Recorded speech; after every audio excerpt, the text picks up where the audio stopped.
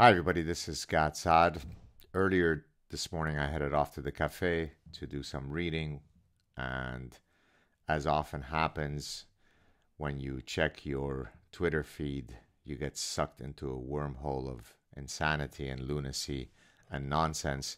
And so I wanted to share with you some of what transpired today. So I saw this tweet from Lex Fridman. I care much less about what a human is or a man is, and much more about what a good human is and how to become one. And then I replied, this is the faux positivity that I recently spoke about. A good human defends truth. A good human takes on thorny topics to protect against the erasure of biological women from the realm of sports. A good human does not relativize the fundamental marker of our personhood, namely that we are a sexually reproducing species with two default phenotypes, male and female. Truth is the highest ideal of what it means to be a good human. Cheers. And then that was my milder one. And then I decided to add some of my satirical spice. I said, when I chose to marry my wife, I did not care whether she was male or female. I only cared that she was a good human. Luckily, she did not have a penis, and thus we now have children, albeit I am unsure of their biological sex. I am positive, so I don't constrain myself with biological reality. Now, 99% of people understood that and weighed in very favorably. Of course, there's a small percentage of people who say, oh, you're so toxic, you're such a troll, you're so negative, he's just trying to spread love. You understand nothing. Life is not about peddling utopian nonsense. Life is about accepting things as they are and navigating the world in which you exist, not the world that you wish could exist in your peddler of hope nonsense. Okay? So, again, this false dichotomy of if you criticize someone who's trying to spread love, you're somehow anti-love. If you criticize someone who says, everything will be solved if only we had more compassion and kindness, if you critique that, then you're against compassion and kindness. It is baffling to think that grown adults think that way. The reason why I am intolerant, irascible, combative against this kind of nonsense is because it's harmful, right? Chamberlain said, really, Hitler, you promise there's absolutely no threats? You're just a good guy. You're just amassing a military because you want to gently make love and give us well-oiled massages? And Hitler said, of course, all of my military is for peace. It's loving. Don't worry about it. You swear, Chamberlain said? Really? Let's hug it out because I know that we're both loving, peaceful kind. And then 55 million people died. When you erase reality by having in the 21st century to debate what it is to be male or female, Lex Fridman should be concerned about that, because what makes us human is this prefrontal cortex that allows us to think and reason. And one of the fundamental features of being able to reason is that which 117 billion people have been able to do throughout all of human history, which is they knew what male and female was, and that's why they were able to procreate. So it is epistemologically the most foundational thing to fight against the idea of, but I don't care how you define male or female. You know who cares?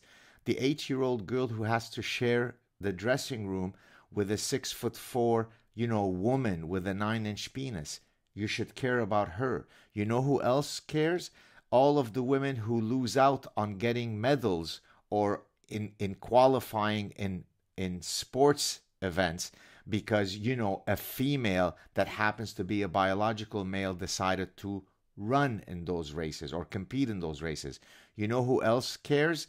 All of the people, including thousands of students who no longer have the epistemological confidence to define what it is to be male or female, because they genuinely can't trust their most fundamental instinct. We're a sexually reproducing species.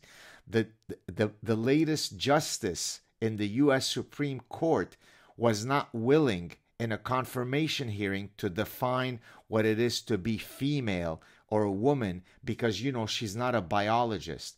So when Lex Fridman says, I care a lot less about how to define male or female, rather about how to define what a good person is, it's pure, utter, saccharine bullshit. Okay.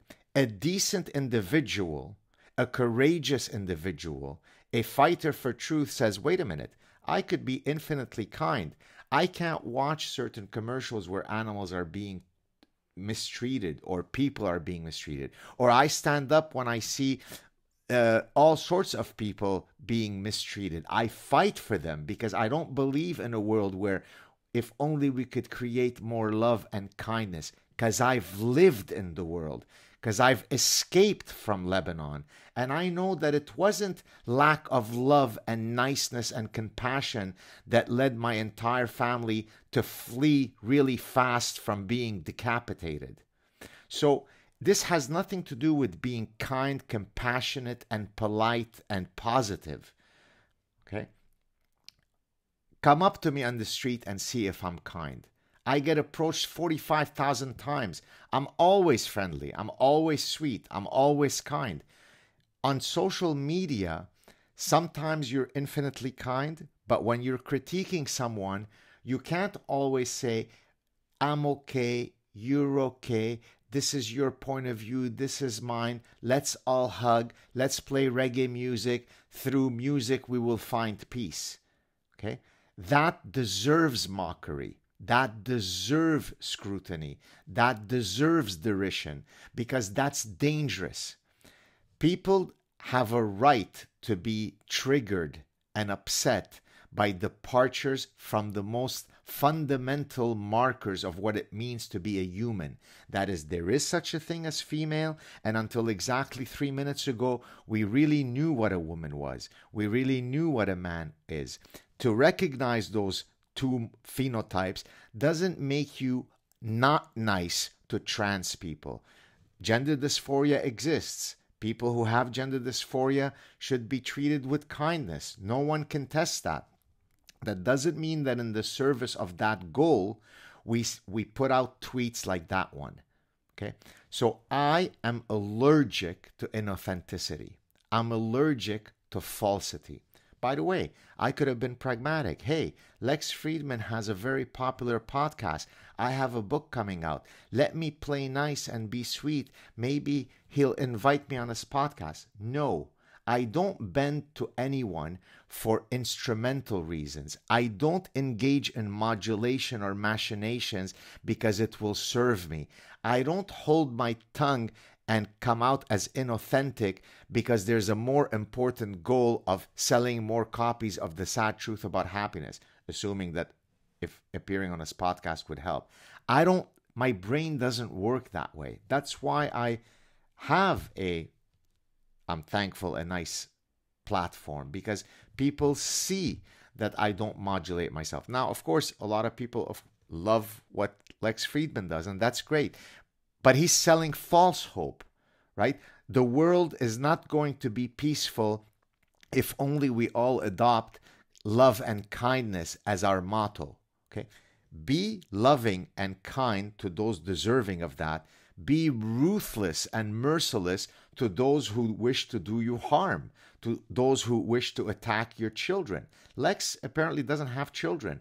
Do you think that I would be kind and gentle and love is love if someone comes to harm my children?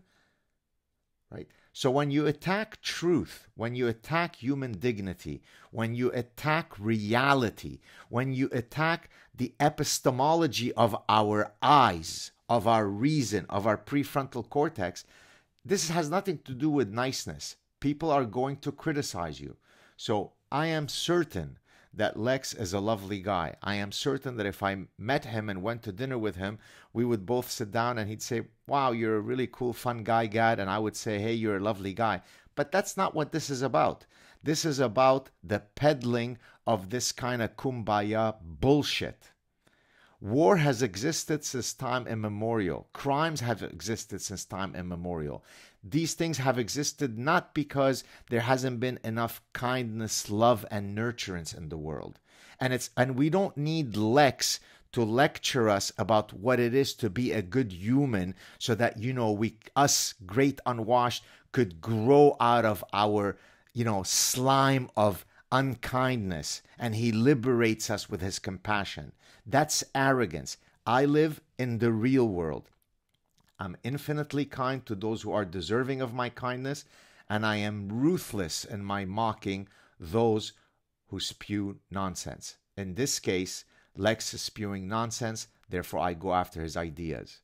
I don't care one way or the other about the man. I wish him nothing but good things. But he is in the public arena as I am. People come after me in endless ways. I move on. So he posted a bunch of tweets and a bunch of inane nonsense that would cause you epistemological diabetes. It's so sweet and gentle and cute, and it's like a 5-year-old. Let's hug each other. Caring is sharing. I mean, give me a break. Have a good day, everybody.